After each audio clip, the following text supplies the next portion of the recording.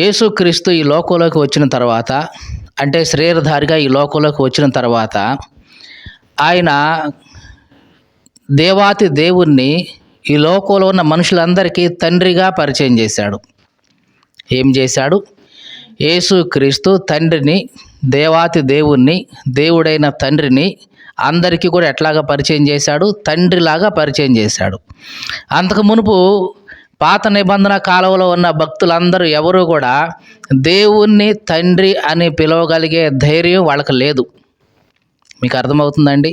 పాత నిబంధన చూస్తే ఆదాము దగ్గర నుంచి నోవాహు, తర్వాత హానోకు, మోషే, ఏలియా, ఎలీషా వీళ్ళందరూ కూడా దేవా, అబ్రహాము దేవా, ఇస్సాకు దేవా, యాకోబు దేవా అంటూ దేవా అనే పిలుస్తూ వచ్చారు. కానీ తండ్రి అని పిలిచిన వాళ్ళు చాలా తక్కువ, ఎవరో ఒకళ్ళు ఇద్దరు తప్ప.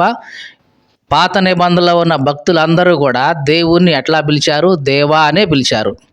కానీ యేసుక్రీస్తు వచ్చిన తర్వాత, జాగ్రత్తగా వినండి, యేసుక్రీస్తు వచ్చిన తర్వాత దేవుణ్ణి మనకు ఎట్లాగా పరిచయం చేశాడు? తండ్రి.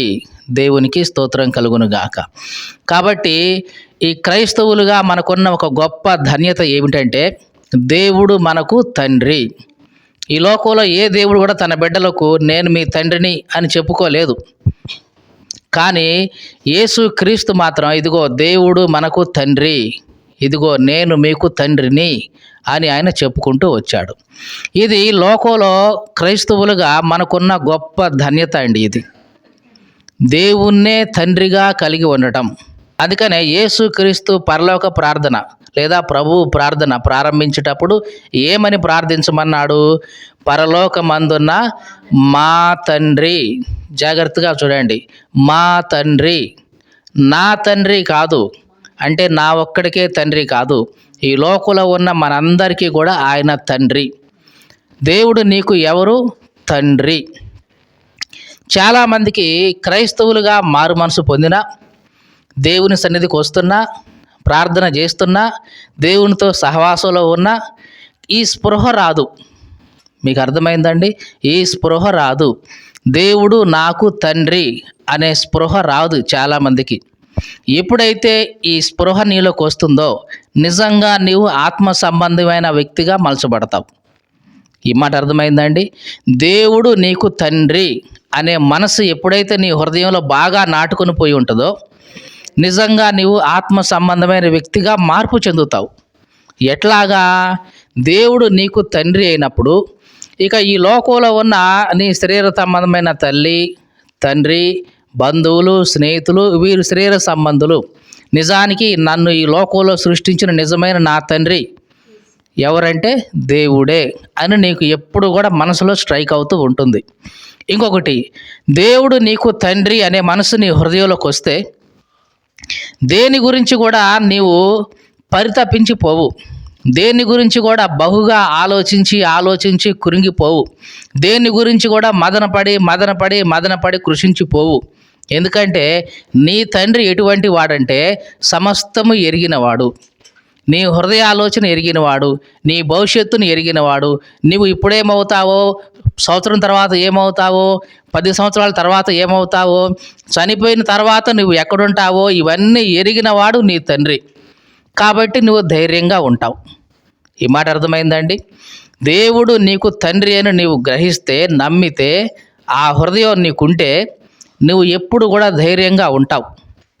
ఎందుకంటే నిన్ను నడిపించేది ఆయనే కాబట్టి, నీకు జీవితాన్ని ఇచ్చింది ఆయనే కాబట్టి, జీవాన్ని ఇచ్చింది ఆయనే కాబట్టి, ఆయన నిన్ను నడిపిస్తూ ఉన్నాడు కాబట్టి నీవు ధైర్యంగా ఉంటావు.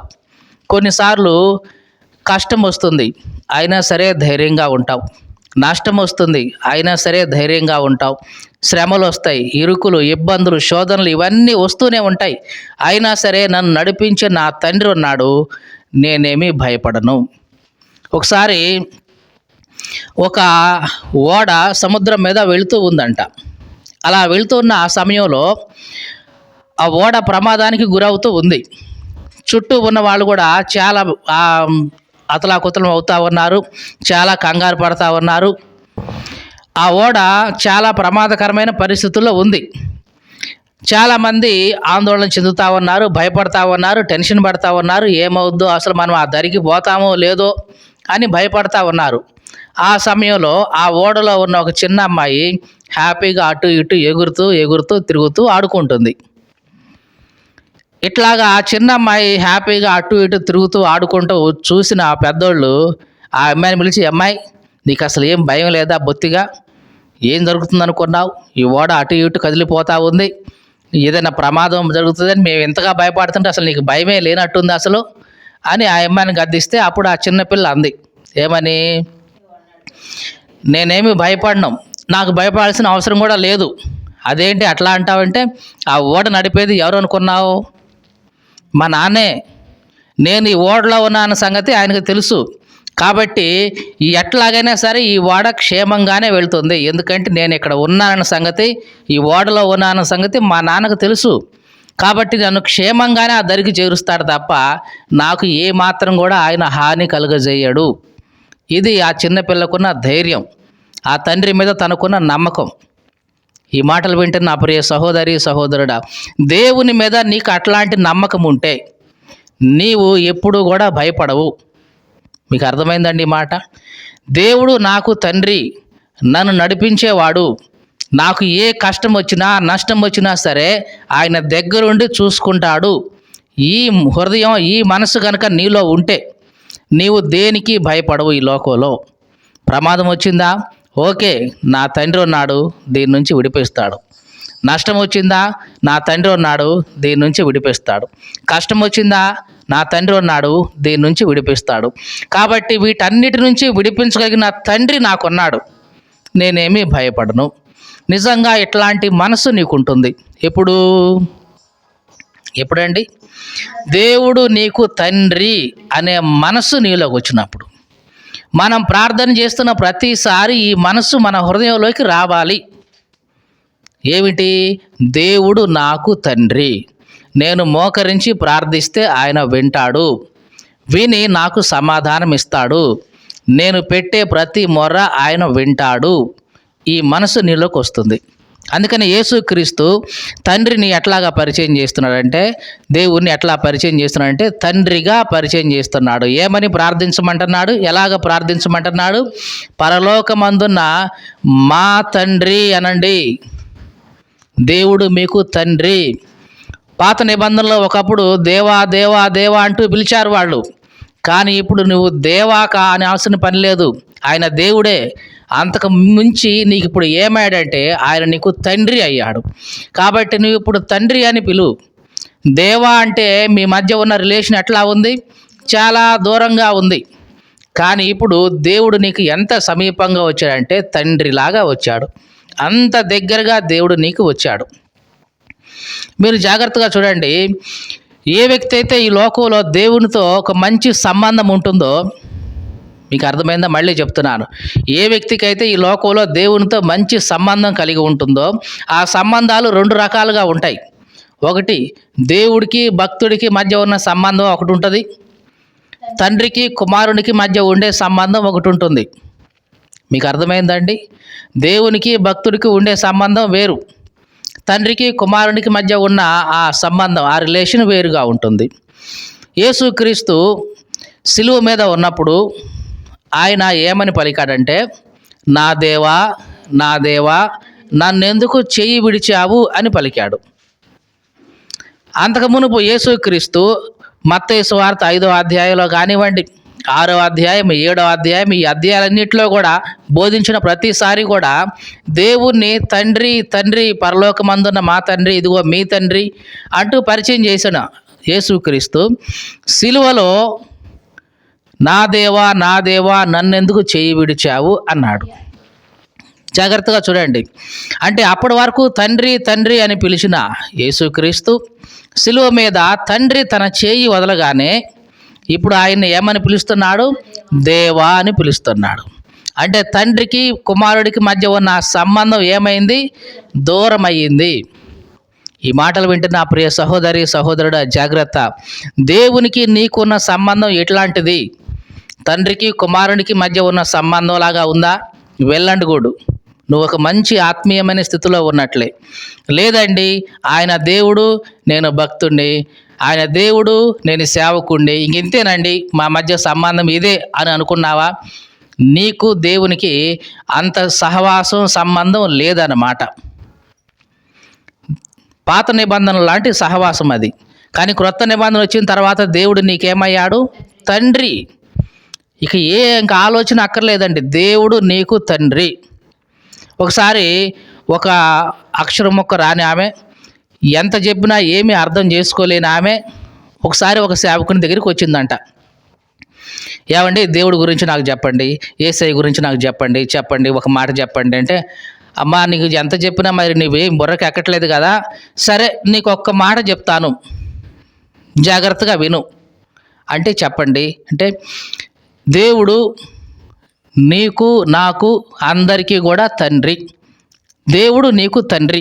ఈ ఒక్క మాట నువ్వు గుర్తుంచుకోమా, ఈ ఒక్క మాటే ప్రతిసారి పలుకో, ఈ ఒక్క మాటే నీకు నీ జీవితాంతం నువ్వు ప్రతిసారి జ్ఞాపకం చేసుకో, ఇదే నీకు బలపరుస్తుంది అని చెప్పాడంట. ఇక ఆమెకి ఎంత వాక్యం విన్నా గుర్తుండదు, కానీ ఒక్కటి మాత్రం గుర్తుండిపోయింది. ఏమని? దేవుడు నాకు తండ్రి. కాబట్టి ప్రతిసారి తండ్రి తండ్రి తండ్రి అంటూ ఆమె చేసిన ప్రతి పనిలో కూడా తండ్రి ఇది చేస్తున్నా, తండ్రి నేను ఇట్లా వెళ్తున్నా, తండ్రి నాకు ఇది చెయ్యి అని ఇట్లాగే ఇదే ప్రార్థనగా ఆమెకు వెళ్ళిపోయింది.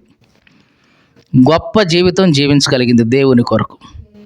ఆమె ఏదో చదువుకోలేదు, ఇంకేదో చేయలేదండి, కేవలం దేవుణ్ణి తండ్రిగా గుర్తించింది అంతే. ఇంకా తన జీవితమే మారిపోయింది. ఈ మాటలు వింటున్న ప్రియ సహోదరి సహోదరుడా, దేవుడు నీకు తండ్రి అని ఎప్పుడైతే నీ హృదయంలోకి వస్తుందో, ఇక దేని గురించి నీవు ఇక అతిగా దిగులు పడవు, అతిగా ఇంక చింతించవు. ఎందుకంటే నా తండ్రి ఎవరు? సర్వలోకానికి సృష్టికర్త, సర్వలోకాన్ని పాలించేవాడు. అట్లాంటి దేవుడు నాకు ఏమి జరగబోతుందో, ఏమి జరుగుతుందో ఆయనకు ముందే తెలుసు కదా. నన్ను ఎంత ఆరోగ్యంగా ఉంచాలో, ఎప్పుడు ఆరోగ్యంగా ఉంచాలో, ఎక్కడ ఉంచాలో, ఎప్పుడు ఆయన ఉంచాలో ఇవన్నీ ఆయనకు తెలుసు కదా. అలా తెలిసినప్పుడు నేనెందుకు హైరాణ పడాలి, నేనెందుకు హడావిడి పడాలి, నేనెందుకు వాళ్ళ మీద వీళ్ళ మీద ఎగబడి కైమని అరవాలి, గొడవలాడాలి? అంత అవసరం ఏంటి? అది నాకు అవసరమైందే అయితే, అది నాదే అయితే నాకు దేవుడు ఇస్తాడు కదా. వాళ్ళ మీద ఎగబడి పోట్లాడి నేను తెలుసుకోవాల్సిన పని ఏంటి? ఇవన్నీ నీ హృదయంలోకి వస్తాయి ఎప్పుడు? దేవుడు నీకు తండ్రి అని నువ్వు ఎరిగినప్పుడు. అందుకని యేసుక్రీస్తు ప్రార్థన ప్రారంభంలోనే ఏమంటున్నాడంటే, పరలోకమందున్న మా తండ్రి అనండి, దేవుణ్ణి తండ్రిగా చూడండి అంటున్నాడు. ఈ మాటలు వింటున్న ప్రియ సహోదరి సహోదరుడా, నీ అనుదిన జీవితంలో, వ్యక్తిగత జీవితంలో దేవుణ్ణి నీవు తండ్రిగా చూడాలి. ఎలాగ చూడాలి? ఆయన నీకు తండ్రి. ఇక ఏ ఆలోచన అక్కర్లేదు. ఎట్లాంటి తండ్రి అంటే, నీకు ఈ లోక సంబంధమైన తల్లి కానీ తండ్రి కానీ నీతో ఎంతకాలం ఉంటారు? ఎంతకాలం అండి? మహా అయితే 100 సంవత్సరాలు ఉంటారు. అది వాళ్ళకు వచ్చే 100 సంవత్సరాల వరకు ఉంటారు, అది కూడా ఆయుష్ ఉంటే. ఈ మధ్య అటువంటి కూడా లేదు.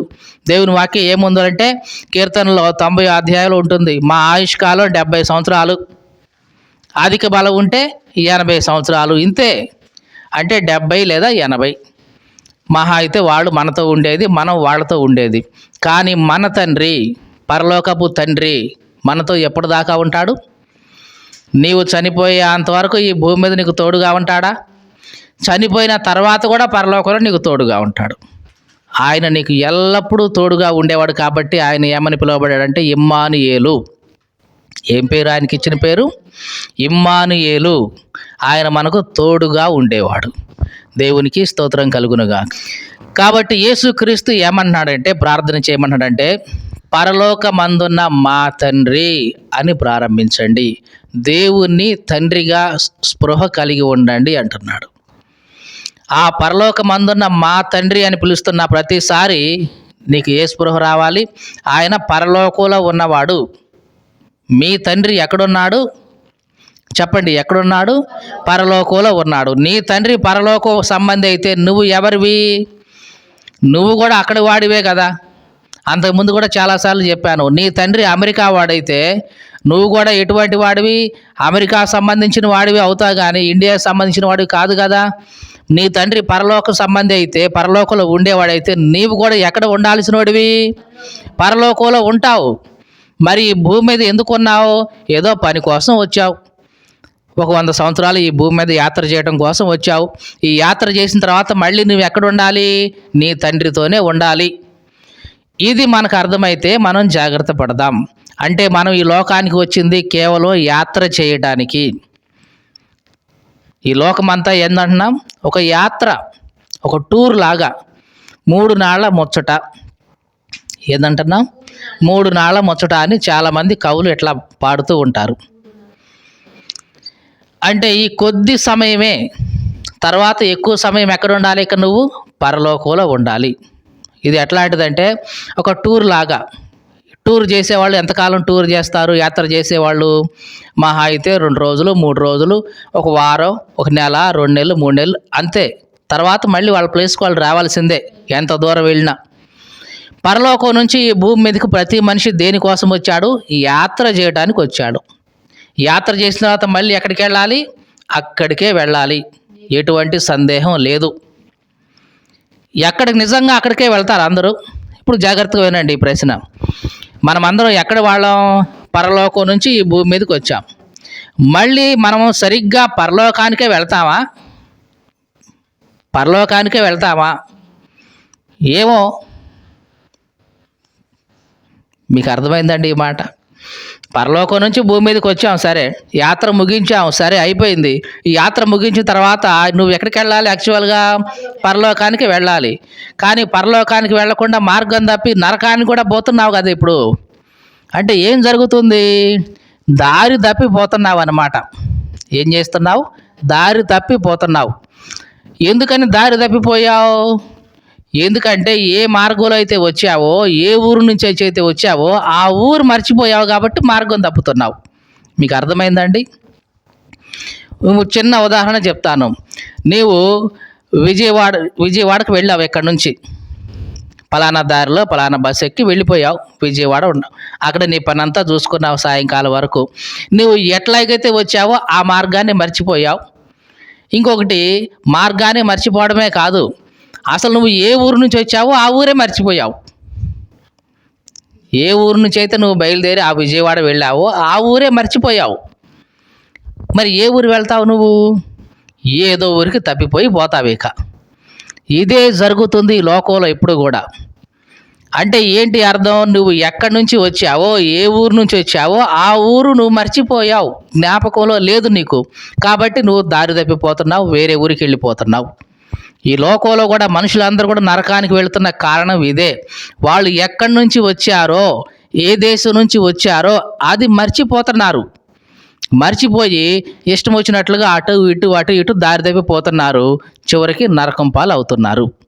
అదే దేవుని వాక్యంలో ప్రసంగి గ్రంథంలో ప్రసంగి అంటాడు. ఒకసారి చదువుదా మాట.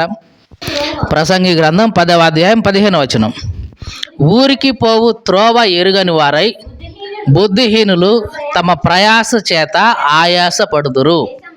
చూడండి, బుద్ధిహీనులు ప్రయాస పడతా ఉంటారు, ఆయాస పడతా ఉంటారు. దేనికి? ఊరికి పోయే త్రోవ.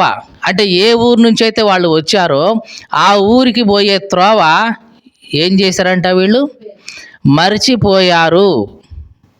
మర్చిపోయారు కాబట్టి కాసేపు అటు పోతున్నారు, ఇది కాదేమో అనుకొని కాసేపు మళ్ళీ అటు పోతున్నారు, ఇది కాదేమో అని కాసేపు అటు తిరిగి ఇటు తిరిగి మొత్తం ప్రయాసపడుతున్నారు, ఆయాసపడుతున్నారు. జీవితం ఎక్కడ గడిచిపోతూ ఉంది. అందుకనే హెబ్రీ పత్రిక రాసిన ఆ వ్యక్తి అంటున్నాడు, వారు ఏ దేశం నుంచి అయితే వచ్చారో ఆ దేశాన్ని వాళ్ళు జ్ఞాపకంలో ఉంచుకుంటే మరలా వెళ్ళడానికి వాళ్ళకి వీలు కలుగుతుంది. హెబ్రీ పత్రిక 11వ అధ్యాయం 15వ వచనం. వారు ఏ దేశం నుండి వచ్చిరో ఆ దేశమును జ్ఞాపకమందు ఉంచుకున్న ఎడల మరలా వెళ్ళడానికి వాళ్ళకి వీలు కలిగి ఉంటుంది. చూడండి ఏమంటున్నాడు? వాళ్ళు ఏ దేశం నుంచి అయితే వచ్చారో ఆ దేశాన్ని ఏం చేయాలి? వాళ్ళు జ్ఞాపకంలో ఉంచుకోవాలి, గుర్తుపెట్టుకోవాలి. నేను పలానా దేశం నుంచి వచ్చాను అనేది వాళ్ళకి మైండ్లో గుర్తుంటే మళ్ళా ఆ దేశానికి వెళ్ళడానికి వాళ్ళకు వీలు కలుగుద్ది. అరే ఏ దేశం నుంచి వచ్చావో ఆ దేశాన్నే నువ్వు మర్చిపోతే ఇక నీకు అక్కడికి వెళ్ళడానికి ఏం వీలు కలుగుద్ది చెప్పు? ఈ లోకంలో మనుషులు నరకానికి ఎందుకు వెళ్తున్నారంటే ఏ దేశం నుంచి వచ్చారో ఆ పరలోక దేశాన్ని మనుషులు మర్చిపోతున్నారు. ఆ పరలోకానికి వెళ్ళే మార్గం మర్చిపోతున్నారు. అంటే మార్గం అంటే ఎవరిక్కడ? యేసుక్రీస్తే మార్గం. ఆ మార్గాన్ని మర్చిపోతున్నారు, ఆ దేశాన్ని మర్చిపోయారు. అందుకనే ఇష్టం వచ్చిన మార్గంలో వెళ్తా ఉన్నారు, ప్రయాసపడుతున్నారు, ఆయాసపడుతున్నారు, చివరికి తిరిగి నరకంలోకి పడిపోతున్నారు. ఈ మాటలు వింటున్న ప్రియ సహోదరి సహోదరుడా, నీవు ఈ లోకంలో యాత్ర కోసం వచ్చావు. ఎక్కడి నుంచి వచ్చావు? పరలోకం నుంచి వచ్చావు. పరలోకమందున మా తండ్రి అంటున్నావంటే నీ దేశం ఏది? పరలోకం. నువ్వు ఎక్కడి నుంచి వచ్చావు? పరలోకం. దాన్ని ఎప్పుడు నీ మనసులో జ్ఞాపకంలో ఉంచుకోవాలి. అలా ఉంచుకుంటే మళ్ళా అక్కడికి వెళ్ళడానికి నీకు వీలు కలుగుద్ది. మీకు అర్థమైందండి? నువ్వు ఏ ఊరు నుంచి అయితే వచ్చావో ఆ ఊరు నీకు ఎప్పుడు గుర్తుండాలి. నువ్వు మర్చిపోయావే అనుకో, నేను ఏ ఊరు నుంచి వచ్చానో మర్చిపోయానండి అని అన్నావే అనుకో, అసలు నీకు ఎవరు దారి చెప్పడానికి కూడా ఇంకేమీ లేదు. నువ్వు ఏ ఊరు నుంచి వచ్చావో చెప్పు నాయనా, నేను దారి చెప్తా అంటారు. నేను ఏ ఊరు నుంచి వచ్చానో మర్చిపోయానండి అంటే దారి చెప్పేవాళ్ళు కూడా ఎవరు ఉండరు ఇంకా లోకంలో. కాబట్టి యేసుక్రీస్తు అదే అంటున్నాడు, పరలోకమందున్న మా తండ్రి అని పిలవమంటున్నాడంటే నీవు ఈ లోక సంబంధివి కాదు, నీది పరలోక దేశం. నీవు అక్కడి నుంచి భూమి మీదకి ఇక్కడికి వచ్చావు. మళ్ళా నువ్వు వెళ్ళాలి అంటే ఆ దేశం నీకు జ్ఞాపకంలో ఉండాలి.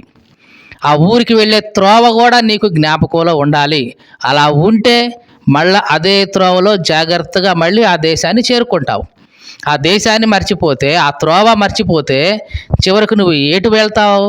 అటు తిరిగి నీ జీవితం మొత్తం నాశనం చేసుకొని చివరికి నరకంలో పడిపోతావు. జాగ్రత్త. అందుకని యేసు ప్రభు ప్రారంభంలోనే ఏమని పలకమంటున్నాడు? పరలోకమందున్న మా తండ్రి అంటున్నాడు. నా తండ్రి కాదు. నా అంటే ఏమవుద్ది? స్వార్థం. మా అంటున్నామంటే ఐక్యత. అంటే నువ్వు ప్రార్థన చేసేటప్పుడు నీ హృదయంలో ఏముండాలి? ఐక్యతతో ప్రార్థన చేయాలి. మా అనే మాట నువ్వు వాడుతూ ఉండాలి. ప్రార్థన మన జీవితంలో శక్తివంతమైన ఆయుధం అండి. మళ్ళీ చెప్తున్నానండి, ప్రార్థన మన జీవితంలో ఎట్లాంటిది? శక్తివంతమైన ఆయుధం. ఈ లోకంలో ఉన్న ఏ ఆయుధం కంటే కూడా బలమైన ఆయుధం ఏంటంటే ప్రార్థన. ఒక చిన్న ఉదాహరణ చెప్తాను ఈ లోక సంబంధమైన ఆయుధాల గురించి. ఉదాహరణకి నేను ఒక కత్తి తీసుకొని నీకు హాని చేయాలనుకున్నాను అంటే ఎంతవరకు ఇది చాపగలను? నా చెయ్యి ఉన్నంత వరకు. అంటే దీని ప్రభావం ఎంతవరకు ఉంటుంది? ఇంతవరకు. లేదు, ఇంకా కొంచెం పొడుగు కత్తి తీసుకున్నాను, దాని ప్రభావం ఇంకో 2 మీటర్లు ఉంటుందేమో. లేదు, ఒక పిస్టల్ లేదా ఒక గన్ను తీసుకున్నాను, దాని ప్రభావం కొన్ని కిలోమీటర్లు ఉంటుంది. లేదు, ఒక అణుబాంబు, హైడ్రోజన్ బాంబు లాంటిది తీసుకున్నా, దాని ప్రభావం ఇంకా కొన్ని కిలోమీటర్లు ఉంటుంది. కానీ ప్రార్థన యొక్క ప్రభావం ఎక్కడి నుంచి ఎక్కడి వరకు ఉంటుందంటే నువ్వు ఎక్కడ ఉన్నా సరే, ఎన్ని కిలోమీటర్ల అవతలైనా సరే దీని ప్రభావం ఉంటుంది. నువ్వు ఇక్కడ ఉండి ఎక్కడో అమెరికానో, ఆఫ్రికానో, ఇటలీనో అక్కడ ఉన్న వాళ్ళ కోసం ప్రార్థన చేసినా దాని ప్రభావం పనిచేస్తుంది. మీకు అర్థమైందండి? ఎంత శక్తివంతమైన ఆయుధం అంటే ఈ లోకంలో ఉన్న ఏ ఆయుధం కూడా ఎంత శక్తివంతంగా పనిచేయదు. ఇది ఎంత శక్తివంతమైన ఆయుధం అంటే ప్రార్థన పరలోకంలో ఉన్న దేవుణ్ణి కూడా కదిలించగలిగినంత శక్తివంతమైంది. మీకు అర్థమైందండి? దేవుడు కూడా నీ కోసం కదిలి వస్తాడు. దేని ద్వారా? ప్రార్థన ద్వారా. ప్రార్థన అంత శక్తివంతమైందండి. కానీ ఈ రోజుల్లో చాలామంది క్రైస్తవులు ప్రార్థనని అంత శక్తివంతంగా చూడట్లా. ఆ ప్రార్థన అంటే ఏముందండి? ఏదో 4 మాటలు ఏదో పలుకుతాడు. ఆ ప్రార్థన అంటే ఏముందండి? ఏదో వాళ్ళ చందా కోసం వాళ్ళు చేస్తూ ఉంటారు అని చాలా చులకనగా చూస్తూ ఉన్నారు. కాదండి, ప్రార్థన ఎంత శక్తివంతమైందంటే నీ జీవితాన్ని బాగు చేసేది, నీ ఆలోచనని బాగు చేసేది, నీ నడవడిక బాగు చేసేది. ఇంకా ప్రార్థన ద్వారా నీ ఎముకలేంటి, నరాలేంటి, వీటన్నిటిని కూడా ప్రభావంగా కదిలించగలిగింది ప్రార్థన. అంటే మానవ జీవితంలో ఉన్న ప్రతి అణువుని అంతరంగాన్ని సైతం తాకగలిగింది ప్రార్థన. మీకు అర్థమైందండి? ప్రతి అణువుని కూడా తాకగలిగింది ఏంటంటే ప్రార్థన. ప్రార్థన ద్వారా నీ శరీరంలో ఉన్న ప్రతి అణువు కూడా కదిలించబడుతుంది. దేవుని యొక్క ప్రభావం అక్కడ ఉంటుంది కాబట్టి. దేవునికి స్తోత్రం కలుగును గాక. కాబట్టి ప్రార్థనే మన జీవితంలో చాలా గొప్పదండి.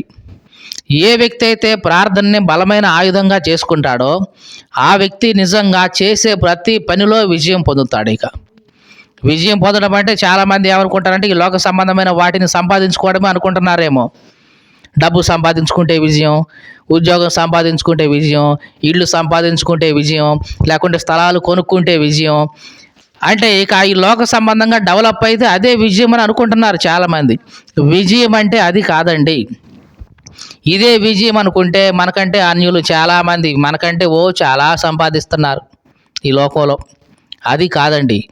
విజయం అంటే ఏంటంటే ఇదిగో నీవు నీ పాప జీవితం నుంచి పూర్తిగా మళ్ళీపోవడం.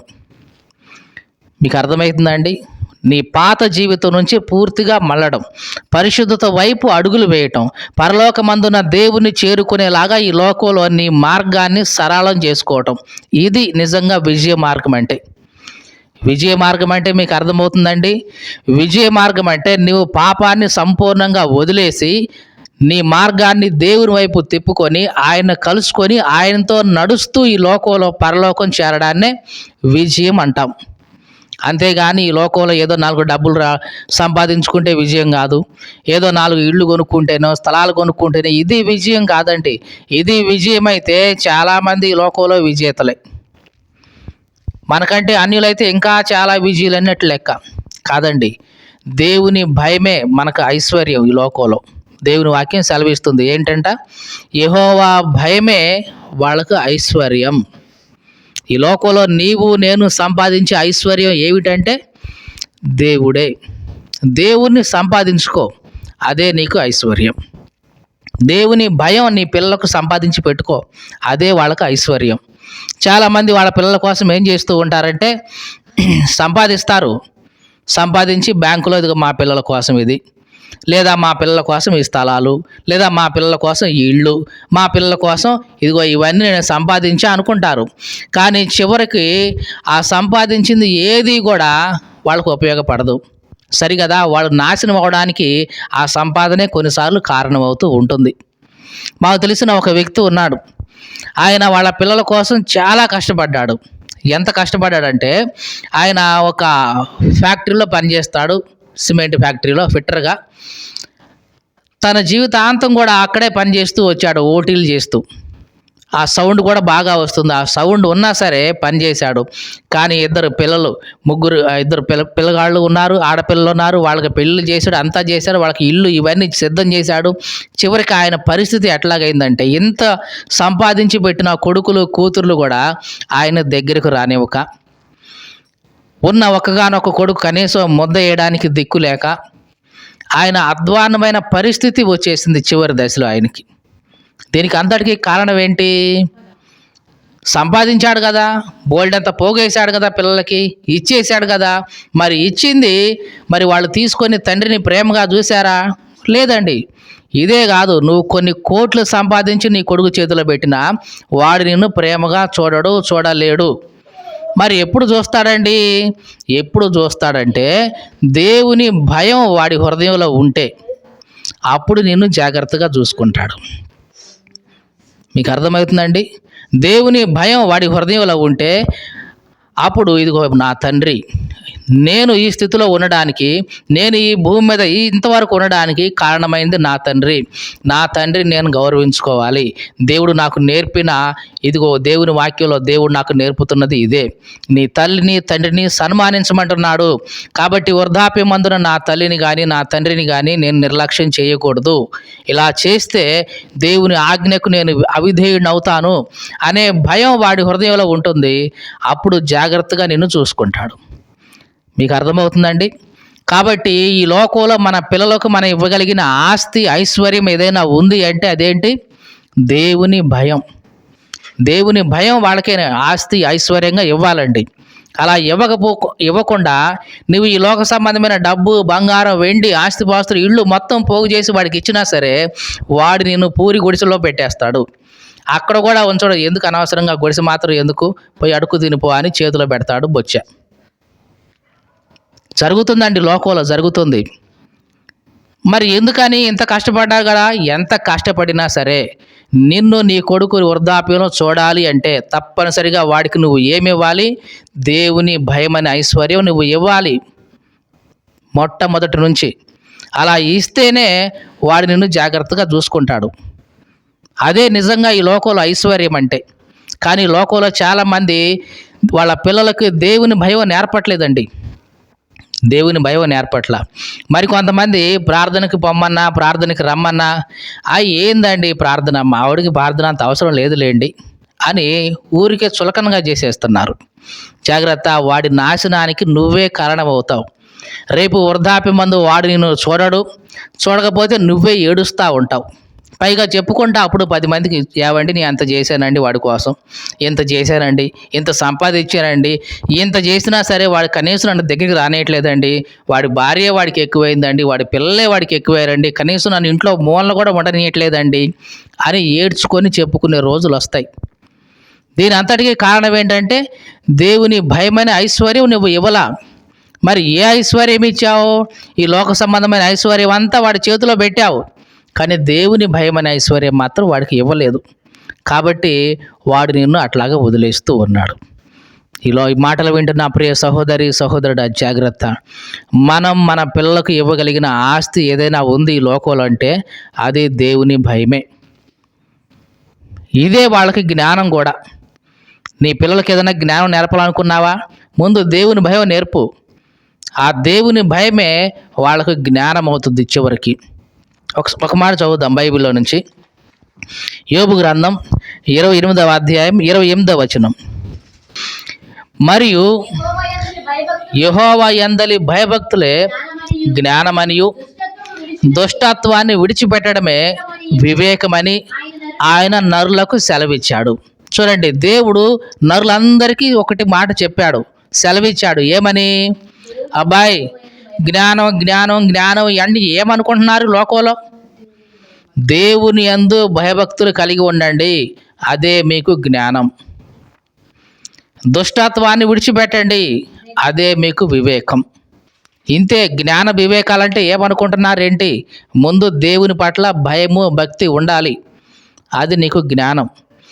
ఆ జ్ఞానంతో దుష్టత్వాన్ని నువ్వు విడిచిపెట్టాలి, చెడును విడిచిపెట్టాలి, అదే నీకు వివేకం. ఆ రకంగా జ్ఞానం వివేకం నువ్వు సంపాదించుకో అని అంటున్నాడు. సామెతల్లో ఒక మాట ఏముందంటే, నీ ఆస్తి అంతా ఇచ్చి బుద్ధి సంపాదించుకో, జ్ఞానం సంపాదించుకో. నీకున్నదంతా కూడా ఇచ్చేసి ఏం చేయాలంట? బుద్ధి సంపాదించుకో, జ్ఞానం సంపాదించుకో. మీకు అర్థమవుతుందండి ఈ మాట? ఈ లోకంలో మనకున్న ఆస్తి మొత్తం కూడా అమ్మేసి ఏం చేసుకోవాలంట? ముందు బుద్ధి జ్ఞానం సంపాదించుకోవాలి. ఈ లోకంలో మన ఆస్తి తరిగిపోవచ్చు, కరిగిపోవచ్చు, ఇవన్నీ పోతే పోని, కానీ వీటికి బదులుగా మనకి ఏమి రావాలి? దేవుని భయం రావాలి, దుష్టత్వాన్ని విడిచిపెట్టే వివేకం రావాలి. అలా వస్తే గనక నిజంగా నీవు జ్ఞానివి అని అర్థం. ఇది రావాలి అంటే నీవు మొట్టమొదటిగా నీ పిల్లలకు దేవుని భయాన్ని నేర్పాలి. దేవుని భయాన్ని నేర్పాలంటే ముందు నీకు ఆ స్పృహ రావాలి, ఇదిగో దేవుడు నాకు తండ్రి అని. ఈ మనసు నీలో ఎప్పుడైతే ఉంటుందో ఆటోమేటిక్గా అదే తండ్రి భావన నీ పిల్లలకు కూడా చూపిస్తావు. దేవుని భయం అనేది వాళ్ళకి నేర్పిస్తావు, ప్రార్థన చేయడం అనేది వాళ్ళకి నేర్పిస్తావు. ఆ రకంగా వాళ్ళ దుష్టత్వం నుంచి బయటపడతా ఉంటారు. ఈరోజు ఒక బుక్ షాప్లోకి వెళ్ళా. ఆ బుక్ షాప్లోకి వెళితే ఆయన చెప్తా ఉన్నాడు. ఆయన ఒక అన్యుడే అయినా సరే ఆయన చెప్తున్నాడు, మాస్టారు మీరేమనుకున్నారంటే ఒక 4 మాటలు చెప్తాం మీకు అన్నాడు. సరే ఏం చెప్తాడో ఏంటో అని, సరే చెప్పండి సార్, చెప్పండి అంటే సార్ అని ఇంకా దాంట్లో చెప్తా ఉన్నాడు. దాంట్లో ఆ చివరి 4వ మాటకు ఏం చెప్పాడంటే, సార్ చాలామంది వాళ్ళ పిల్లల్ని గారాబం చేసి వాళ్ళ జీవితాలను నాశనం చేస్తున్నారు సార్ అని తన స్నేహితుడి గురించి ఆయన చెప్తూ వచ్చాడు. మా స్నేహితుడు ఒక ఆయన ఉన్నాడండి, వాడు అందంగా ఉంటాడు, వాళ్ళ భార్య కూడా అందంగా ఉంటుంది, కాబట్టి వాడికి పుట్టిన ఒక పాప ఉంది, ఆ పాప కూడా చాలా అందంగా ఉంది. ఆ అమ్మాయిని బీటెక్ల వరకు జాయిన్ చేశారు, చదివించారు. కానీ చివరికి ఏం చేసిందంటే, అప్పటికి నేను మా స్నేహితుడితో చెప్తానే ఉన్నాను, అరే జాగ్రత్త, పిల్లలకు డిసిప్లిన్ నేర్పాలి, మంచిగా ఇదంతా నేర్పాలి అంటే వాడు అన్నాడు, నా పిల్ల నేను సిట్ అంటే సిట్టు, స్టాండ్ అంటే స్టాండు అన్నాడండి. చివరికి ఆ అమ్మాయి చేయరాని పని చేసి వాడిని తలెత్తుకోకుండా చేసిందండి. చివరికి వాడు వాళ్ళ కుటుంబం కూడా ఆత్మహత్య చేసుకున్నారండి అని చెప్పుకొచ్చాడు. ఏమైందంట? డిసిప్లిన్ లేకుండా చేశాడు. ఏముందిలే ఒక్క పిల్లే కదా, ఏమని గద్దిస్తావు, ఒక్క అమ్మాయి చాలా అందంగా ఉన్న అమ్మాయి, ఎవరైనా చేసుకుంటారు, ఏమైద్ది, ఏమనుకున్నారంట. ఈ అమ్మాయిని చూపిస్తే అసలు చూడంగానే ఎవరైనా సరే చేసుకొని పోతారు, మనకేంటి, పెళ్లి కోసం విచారించాల్సిన పని ఏమీ లేదు అని ఇంత ధీమాగా ఉన్నాడు. చివరికి ఏమైందంటే తన జీవితానికి తలవంపులు తీసుకొచ్చే పనులు చేసిపోయింది. జాగ్రత్త. అందుకనే క్రైస్తవుడిగా నీవేం చేయాలంటే దేవుని భయం నీ పిల్లలకు నేర్పాలంటే ముందు నీకు ఉండాలి కదా. ఏదైనా మీకు అర్థమవుతుందండి? దేవుని భయం నీకుంటే నీ పిల్లలకు నేర్పుకుంటావు, ఒరే ఇట్లా ఉండాలి నాయనా అని. నీకు ఆలోస్తే నీ పిల్లోడికి ఏదైనా దిద్ది పెడతావు. నీకు ఏదైనా కాస్త కొత్త చదువు వస్తే నీ పిల్లోడిని కూర్చోబెట్టి, రే ఇదిగో ఇది ఇట్లా చదువుకోవాలని చెప్తావు. నీకే దేవుని భయం లేకపోతే నీ పిల్లలకి ఏమి నేర్పుతావు? నీకే ప్రార్థించే అలవాటు లేకపోతే నీ పిల్లలకి ఏం ప్రార్థన చేస్తావు? అందుకని యేసుక్రీస్తు అంటున్నాడు, ఇదిగో మీరు ప్రార్థన చేసేటప్పుడు ఇది మనసులో ఉంచుకోండి, దేవుడు నీకు తండ్రి అనే విషయం నువ్వు ఎప్పుడూ జ్ఞాపకం చేసుకో. అది నీ జీవితానికి ఎంతో ఉపయోగపడుతుంది. నీవు కష్టంలో ఉన్నా, నష్టంలో ఉన్నా, ఇరుకులో ఉన్నా, ఇబ్బందులో ఉన్నా, శ్రమలో ఉన్నా, శోధనలో ఉన్నా, ఎక్కడ ఏ స్థితిలో ఉన్నా ఈ మాట ఎప్పుడు నువ్వు మర్చిపోవద్దు. దేవుడు నీకు తండ్రి, నీకు సహాయం చేసేవాడు, నిన్ను రక్షించేవాడు, నిన్ను పోషించేవాడు, నిన్ను కాపాడేవాడు. నీవు ఎంత కష్టంలో ఉన్నా సరే ఆయన నిన్ను చెయ్యి వదిలేవాడు కాదు. ఈ మనసు, ఈ హృదయం నీలో ఉంటే కనుక తప్పనిసరిగా నీ జీవితం, నీ ఆలోచన అంతా కూడా ప్రత్యేకంగా ఉంటుంది. ఇతరుల్లో కలవదు. వాళ్ళు ఒకవేళ గొడవ ఆడుతూ ఉన్నారా, ఓకే వదిలేసేయి. ఒకవేళ అది నాకు చెందింది అయితే, నాకే కావాల్సి ఉంటే దేవుడు తప్పనిసరిగా నాకు ఇస్తాడు. నేను కొట్లాడి తెచ్చుకోవాల్సిన పని లేదు అని నువ్వు ధైర్యంగా ఉంటావు.